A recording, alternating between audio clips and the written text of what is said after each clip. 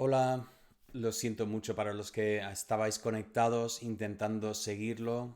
Me hubiera encantado seguir como estábamos, pero es que no estaba funcionando y sé que pues escuchar y que se entrecorte es casi imposible. Así que lo voy a grabar y luego lo subo y lo comparto al grupo. Lo que iba a intentar hacer de tener cuestiones o preguntas en vivo, pues no puede hacer, pero ahí cuando lo estáis viendo lo podéis continuar, o sea, pensar con nosotros de esta manera. Muy bien, pues vamos al estudio. Si ya habéis visto esta primera parte, lo podéis avanzar y así saltar esta sección. Muy bien, estamos hablando de el capítulo 49 de Isaías. Estaremos enfocando especialmente los versículos 1 al 7, en que vemos esta segunda canción del siervo de Jehová. Así que vamos a lanzarnos a este estudio lo más directo posible. Ya recordáis que en esta sección del libro hemos estado hablando mucho sobre quién es el siervo de Jehová, aunque en esta sección realmente en Isaías no se presenta como el siervo de Jehová, sí que lo vimos así en la primera sección del libro. La Biblia le llamó el siervo de Jehová, o Dios le llama mi siervo, mejor dicho. Pero hemos visto en esta sección que Israel ha sido llamado el siervo de Jehová. Luego hemos enfatizado mucho que Ciro, ese rey pagano que hizo el decreto para que los judíos volvieran a Jerusalén para edificar su ciudad, él también es el siervo de Jehová. Y por supuesto, Mesías es el siervo de Jehová. Ya hemos comentado varias veces sobre Hechos 8, versículo 34, en que el eunuco hace la gran pregunta, ¿quién está hablando? ¿Es el profeta o está hablando de algún otro? Y ahí Felipe pues le anuncia el evangelio al eunuco. Pero es muy importante que nosotros tomemos el capítulo 42 como el trasfondo, porque ahí es donde encontramos la primera canción de este siervo de Jehová, o sea, la última vez que habíamos visto al Mesías como este siervo de Jehová. Así que vamos rápidamente a intentar resumir lo que teníamos ahí. Primeramente empezamos con la identificación del siervo de Jehová. Luego después vimos que a continuación, en los versículos 5 al 9, tenemos el juramento de Jehová a su siervo. En cuanto a esta primera parte, lo que tenemos es pues todos los títulos que tenemos del siervo de Jehová, es el escogido en quien tiene mi alma contentamiento. Las promesas, Dios promete sostenerle y poner sobre él su espíritu. Pero entramos en este ministerio del Mesías y su ministerio, la gran palabra aquí, vamos a comentar en un momento, pero es justicia. Y luego después en esta segunda parte vemos el poder de Jehová y luego las promesas que Dios había dado al principio, vuelve a repetir estas promesas de sostenerle, de guardarle, de establecer su pacto por medio de él y que él sea luz a las naciones. Lo que estaba diciendo, el gran tema aquí es el tema de la justicia.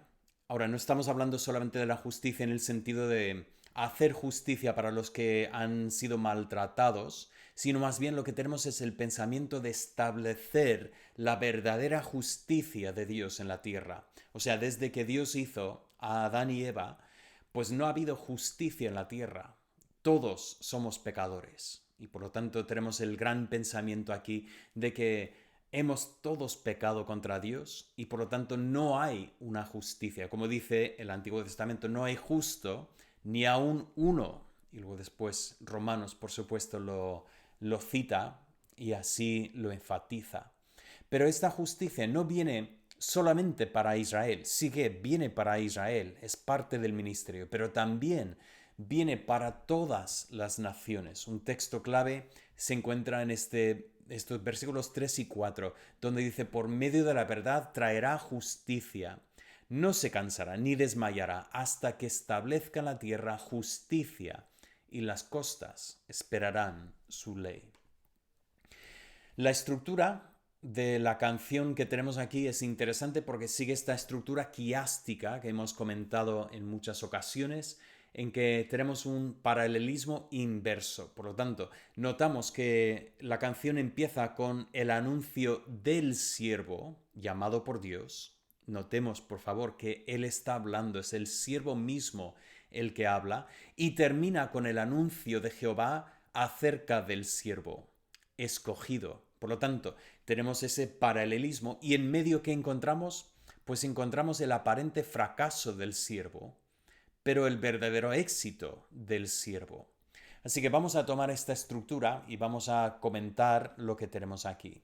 Primeramente empezamos con este anuncio que hace el siervo de Jehová, pero notamos que retoma el tema del capítulo 42, donde Dios le llamó para ser luz no solamente para la nación de Israel, sino también para todos los pueblos. Por lo tanto, aquí tenemos este que empieza con ese anuncio a las costas y los pueblos lejanos. Muy bien. Después a continuación tenemos el llamamiento de Jehová. Dios le llama mi siervo, oh Israel. Ahora, debo comentar que Dios le llama, oh Israel, y entonces tenemos la sensación, bueno, estamos hablando de Israel, por lo tanto, pero notamos por el contexto que no estamos hablando de Israel como la nación. Si recordáis, Dios había dicho, mi siervo Israel son ciegos y sordos. Pero aquí estamos hablando más bien del el que es el siervo, el gran siervo de Jehová, que es del linaje de Israel. Y finalmente vemos, en tercer lugar, la preparación del siervo para hacer la voluntad de Dios. Ahora, tenemos tres imágenes de esa preparación del siervo. Por lo tanto, vamos a ver estos tres puntos y vamos a notar cómo son imágenes que luego después están dentro de lo que es el texto bíblico y lo vemos pues muchísimas veces en la Biblia. Primeramente tenemos la imagen de una espada. Dice así el versículo 2, y puso mi boca como espada aguda. Luego después, en segundo lugar, me cubrió con la sombra de su mano. Y finalmente, en tercer lugar, y me puso por saeta bruñida, me guardó en su aljaba. Así que tenemos estas tres imágenes, una espada, la sombra de su mano y una flecha. Ahora, lo que me llama la atención es que son tres imágenes que vemos muchas veces en la Biblia. Por ejemplo, la espada que procede de su boca, una espada de doble filo. ¿Os suena?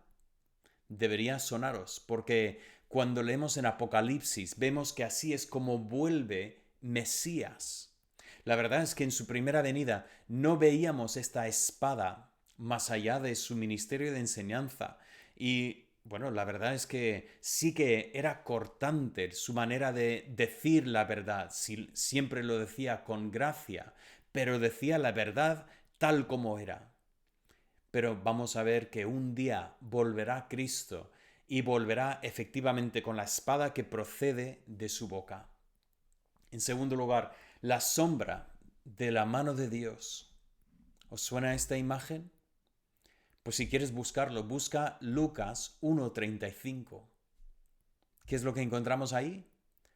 Si has pensado en María, pues efectivamente es cuando viene el ángel para anunciar el que ella estaría embarazada y que daría luz al Hijo de Dios. Y esta es justo la imagen que emplea. Dice que la mano de Dios, la sombra de la mano de Dios estará sobre ella. Tenemos una imagen de protección, de cuidado, para que cumpla la función específica.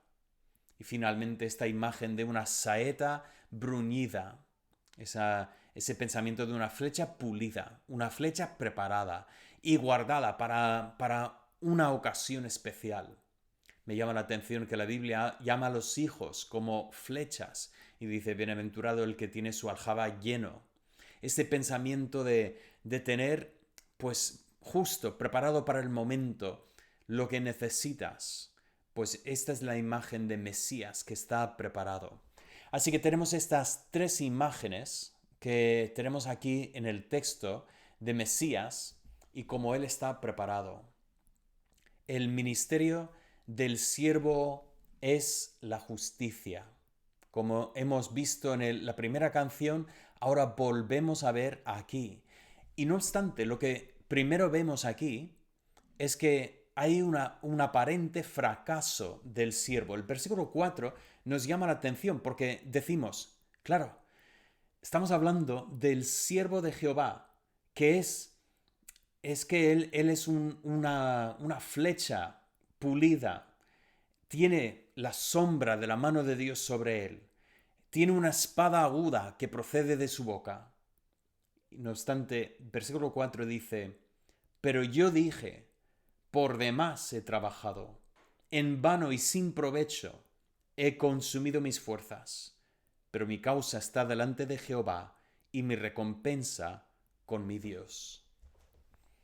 Tenemos aquí las palabras del siervo que parece que ha fracasado.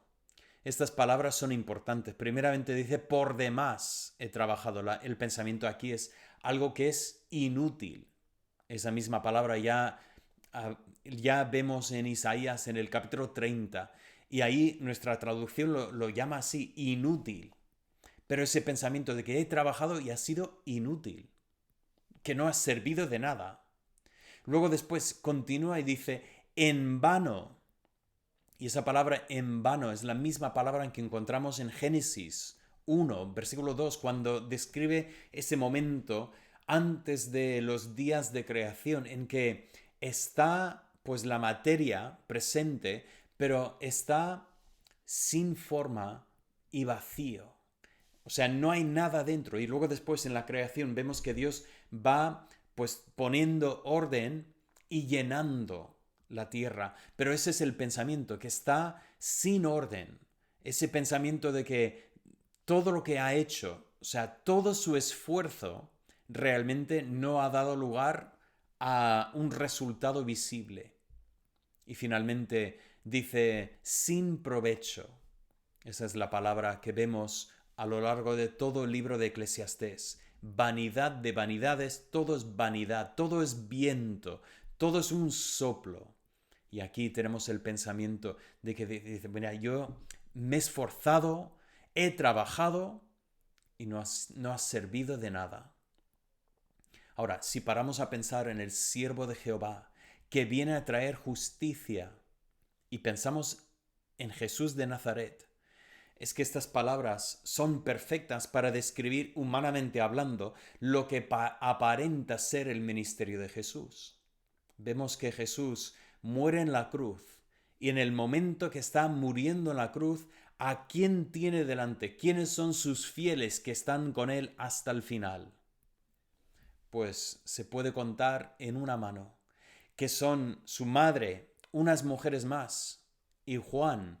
Es que realmente los demás le han abandonado. Parece ser que ha sido un fracaso. Incluso clama desde la cruz, Dios mío, ¿por qué me has desamparado? Y realmente estas palabras que estamos leyendo aquí en Isaías parecen describir perfectamente la situación del siervo de Jehová. Pero quiero enfatizar rápidamente este pensamiento. He puesto el aparente fracaso del siervo de Jehová, porque lo que tenemos que notar es que realmente no es un fracaso, porque vemos la confianza del siervo. ¿Cuál es su confianza? Pues él ha venido para hacer la voluntad de Dios. ¿Y qué es hacer la voluntad de Dios? Según el versículo 5, por cierto, el 4 termina con el pensamiento de que mi causa está delante de Jehová y mi recompensa con mi Dios. Este pensamiento de que está confiando en Dios. Y efectivamente así era Jesús. Ahí terminó su vida con estas palabras: en tus manos encomiendo mi espíritu. Este pensamiento de que estaba confiado perfectamente en el Padre. Pero su ministerio, ¿cuál ha sido? Es hacer volver al pueblo de Dios y congregarlos. Ahora, estas palabras nos hacen pensar en lo que hace Ciro. Ciro mandó que volvieran a su tierra, hizo que construyeran su templo otra vez. Pero aquí tenemos el pensamiento de que el siervo de Jehová hace exactamente lo mismo pero lo hace para, para su pueblo de manera espiritual. Y no solo eso, sino nos dice, en segundo lugar, que Él está en una relación perfecta con Dios. O sea, es estimado delante de Dios porque Dios es su fuerza. Por lo tanto, vemos que su ministerio no es un fracaso.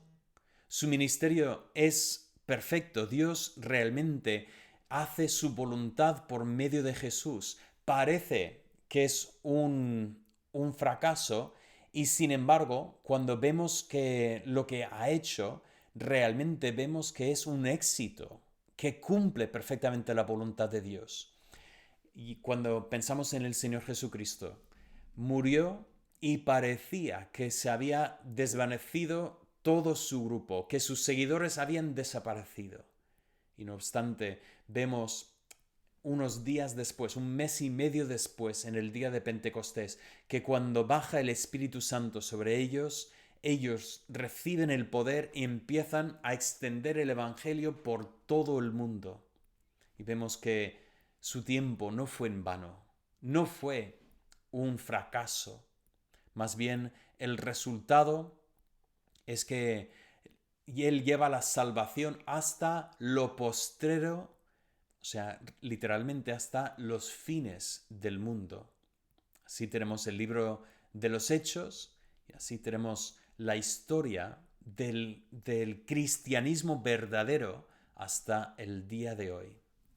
Por lo tanto, esta canción parece enfocar primeramente, o lo que llama la atención es este aparente fracaso del siervo de Jehová. O sea, en la primera canción, él viene para ser luz a las naciones, pero aquí parece que es un fracaso y sin embargo no es un fracaso porque al final él viene para traer salvación hasta los fines de la tierra. Y quiero sencillamente enfatizar estos puntos en lo que estamos viendo aquí. Estamos viendo, bueno, primeramente creo que tenía una pantalla ahí que resumía, pero eh, esto ya continúa. Voy a volver a este momento. Lo que tenemos aquí es el pensamiento que tenemos ese pensamiento que dice, bueno, a veces lo que podemos hacer parece un fracaso. A veces nosotros pues compartimos el Evangelio y personas no quieren escuchar. A veces estamos en una situación en que nosotros no vemos el fruto de lo que nosotros hemos hecho y tenemos la tentación de desanimarnos, de pensar que no valía la pena. Y sin embargo, pues esta canción nos lleva a ver otra imagen, la imagen de decir, yo voy a confiar en Dios y ser obediente a Dios y dejarlo todo en sus manos, porque muchas veces lo que parece un fracaso realmente al final no lo es. Dios lo puede usar para su gloria. Bueno, continuamos entonces porque quiero mencionar el resto del capítulo. No vamos a tomar el tiempo en este estudio para mirar con detalle, pero lo que quiero notar del resto del capítulo es que realmente continúa más o menos la misma estructura. O sea, en los versículos 8 al 13 tenemos que Jehová habla, y esta vez sí que habla con Israel, pero habla con las promesas que tiene para su nación. Y notamos que el siervo habla al final, por cierto, el siervo ahora es Israel. Israel habla y Dios le da su respuesta al final del capítulo. ¿Y qué es lo que encontramos en el principio, en el medio? Pues volvemos a encontrar un aparente fracaso y después el consuelo de Jehová. Solo quiero enfatizar un texto aquí, en esta última parte del capítulo, pero lo que quería notar es esta promesa que tenemos en los versículos.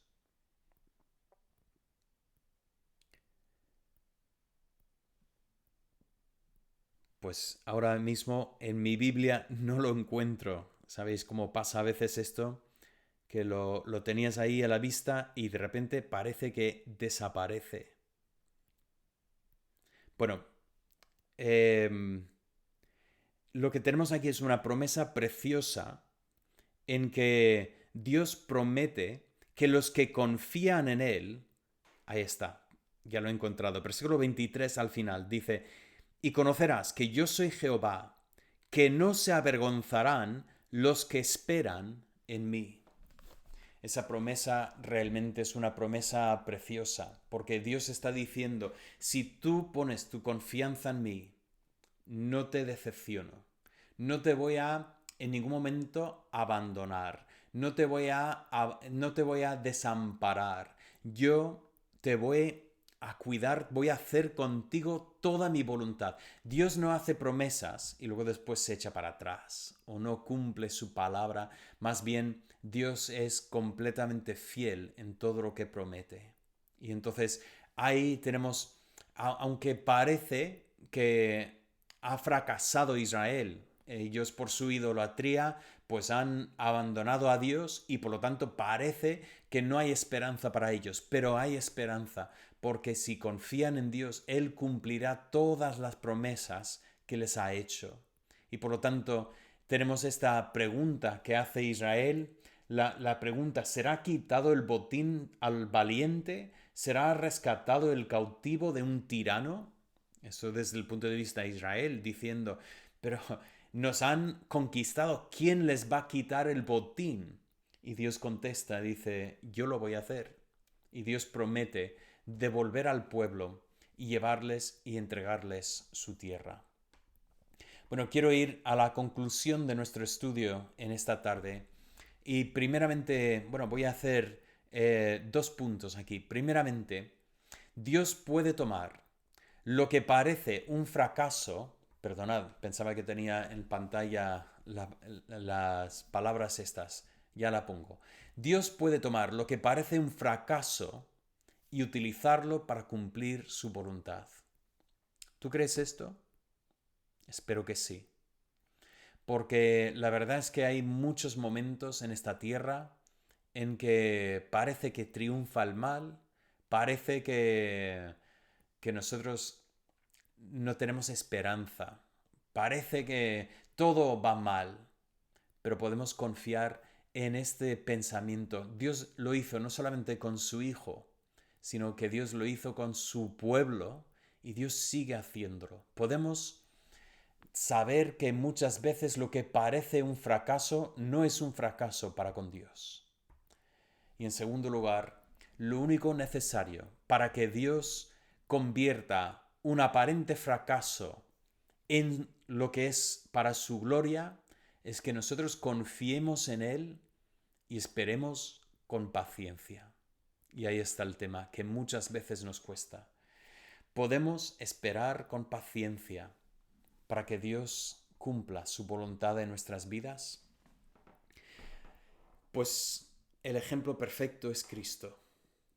Pero también tenemos todo un capítulo de la Biblia que nos habla de personas que hicieron efectivamente tal como estoy diciendo. ¿Sabéis cuál es, no? Hebreos 11.